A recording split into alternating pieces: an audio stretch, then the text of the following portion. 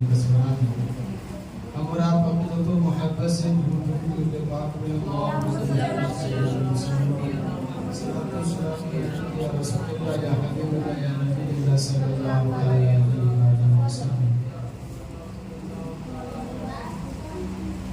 कुरान करीम की फुरकान हमीद की आयत करीमा है, या अय्युहल्लज़ीना आमनू तक़ुल्लाहा व कूनू मअस-सादिक़ीन।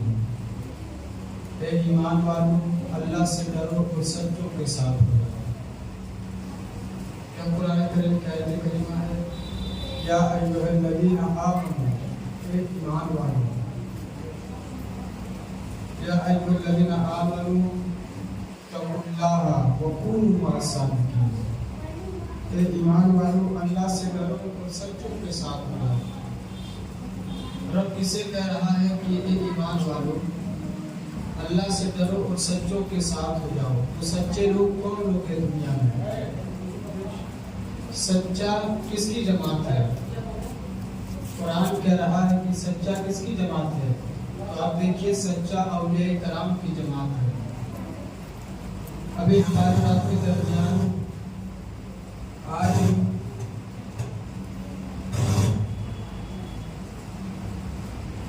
शायद शाम को 11वीं शरीफ का चांद नजर आए। कल नजर नहीं आया था, हो सकता है आज नजर आए। 11वीं शरीफ का गौसे आज़म का इतना जलाल था कि जब कोई शख्स बगैर किसी वजू से, वजू बनाए बगैर अगर कोई गौसे आज़म का नाम लेता था तो वो जल जाया करता था। अल्लाह अकबर, वो जल जाते थे। तो एक दिन मेरे आका करीम सरवर कायनात सल्लल्लाहु अलैहि वसल्लम ख्वाब में आए गौसे आज़म के और कहने लगे कि मेरे बेटे, अपने जलाल को कुछ कम करो, ताकि अपने जलाल को कम करो ताकि लोग जल जाया करते हैं। अल्लाह अकबर। उस दिन से गौसे आज़म ने अपने जलाल की जलालत का आप अपने कम किया। वरना गौसे आज़म का नाम वही शख्स लेता जैसे बगदाद की सरजमीन पर बैठे हुए गौसे आज़म चाहते हैं, वो शख्स उसका नाम लेता है। अल्लाह अकबर। गौसे आज़म की शान का देखो, बड़े की कायनात में कि वह क्या मर्तबा है गौस है वाला साहिरा। सर भला कोई क्या जाने कि है कैसा तेरा, औलिया मलते हैं आंखें वो है तलवा तेरा, औलिया मलते हैं आंखें वो है तलवा तेरा। और एक मकाम पे इमाम मदरसा ने यहाँ तक फरमाते हैं, वो क्या दबे जिस पे हिमायत का वो पंजा तेरा, वो क्या दबे जिस पे हिमायत का वो पंजा तेरा। शेर को खतरे में लाता नहीं कुत्ता तेरा, शेर को खतरे में लाता नहीं कुत्ता तेरा। अल्लाह अकबर। अरे वही कहना चाह रहा है शेर में कि शेर भले शेर हो, लेकिन गौसे आज़म का कुत्ता उस शेर से ज्यादा ताकतवर रहता है, उस शेर से ज्यादा ताकतवर हो जाता है। अल्लाह अकबर। आइए आपको आज में गौसे आज़म के माँ बाप कितने नेक और परहेजगार और मुत्तकी थे। एक बात याद रखिए, आज कौन नहीं चाहता कि मेरे बेटे का जज्बा टीपू सुल्तान जैसी होनी चाहिए। हर कोई माँ बाप चाहता कि मेरा बेटा दीन का सिपाही बने, दीन का पेशवा बने।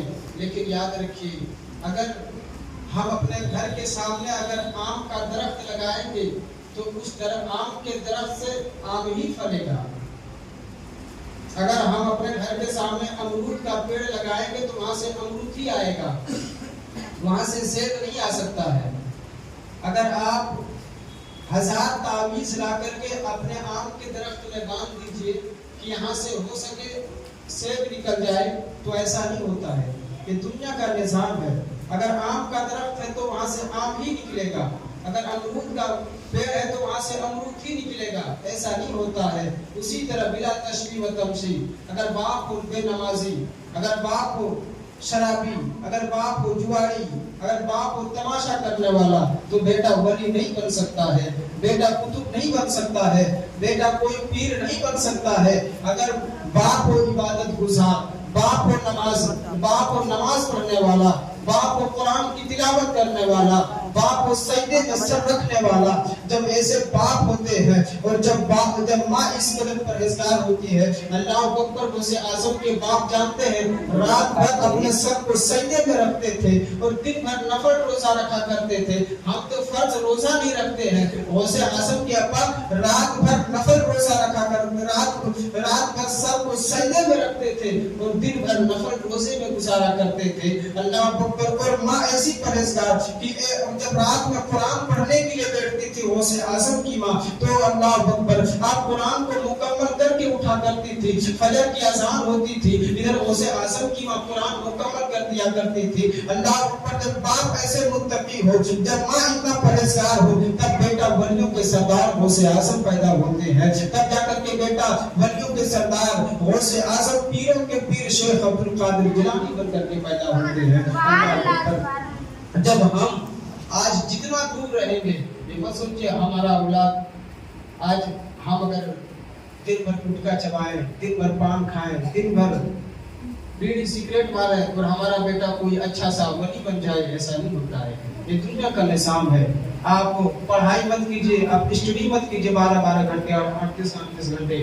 اس کے بعد اجمیر شریف جائیے, جا کر کے وہاں چادر چڑھا کر کے 1 لاکھ کا چادر چڑھائیے اور خواجہ پیر نواز سے کہیے کہ خواجہ پیر نواز ہمیں ہمارا بیٹا کو ڈی ایم بنا دیجیے, ہمارے بیٹے کو کسی بڑھیا سا کسی افسر بنا دیجیے, 1 لاکھ کا چادر چڑھائیے. تو وہاں سے خواجہ کے قبر انور سے آواز آئے گی کہ شیطان کو پلٹ کر کے واپس چلا جا.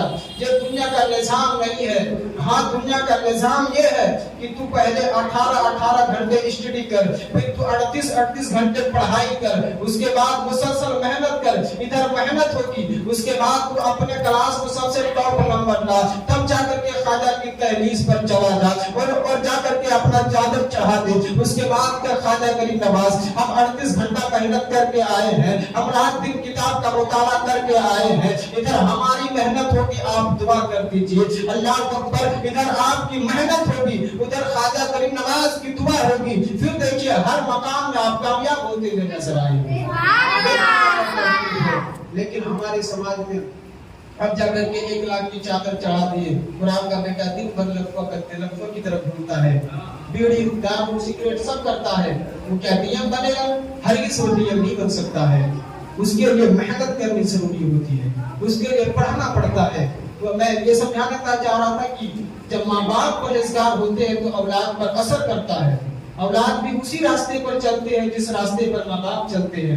آپ دیکھیے گا جس کا باپ جس طرح جوانی میں گالی دیا کرتے ہیں اور اس کا اولاد جب بڑا ہوتا ہے تو اسی طرح وہ اپنی بیوی کو بھی گالی دیتا ہے, اسی طرح گھر کا ماحول بن جایا کرتے ہیں. اللہ اکبر. میرے غوث اعظم کے ابو جس کا نام ہے ابو صالح جنگی رحمت اللہ علیہ, آپ اتنے پرہیزگار ہیں. اللہ اکبر. آپ دن بھر روزہ رکھا کرتے تھے, لیکن آپ کو افطاری کرنے کا کوئی سامان تک نہیں ہے. اللہ اکبر. آپ سمندر کے کنارے نکل جاتے ہیں کہ چلو چل کر کے کچھ چیز کا انتظام کیا جائے. آپ سمندر کے کنارے جاتے ہیں تو آپ کیا دیکھتے ہیں کہ سمندر کے لہروں میں سے ایک سیب بہتا ہوا چلا آ رہا تھا. آپ نے واقعہ سنے ہوں گے, لیکن میں کچھ بتانا چاہتا ہوں, ذرا غور سے سننا. اللہ اکبر. سمندر کے لہروں میں سے ایک سیب بہتا ہوا چلا آ رہا تھا. پیارے, جب سیب بہتا ہوا چلا آ رہا تھا, اللہ اکبر, میرے غوث اعظم کے والد بزرگوار نے سیب کو دیکھا ہے. آپ ہاتھ بڑھاتے ہیں, سیب کو اٹھاتے ہیں, اپنے حلق میں لگاتے ہیں, اپنے زبان سے لگاتے ہیں, حلق کے نیچے اتارتے ہیں جیسے آپ نے سیب کو نیچے اتارا ہے. اللہ اکبر. دل میں ایک سوال کیا ہے, اے ابو صالح, تم نے جو پھل کھایا ہے یہ کسی باغ کا پھل ہوگا, اور جس باغ کا پھل ہوگا اس کا بھی کوئی مالک ہوگا, اس کا بھی کوئی رکھوالا ہوگا.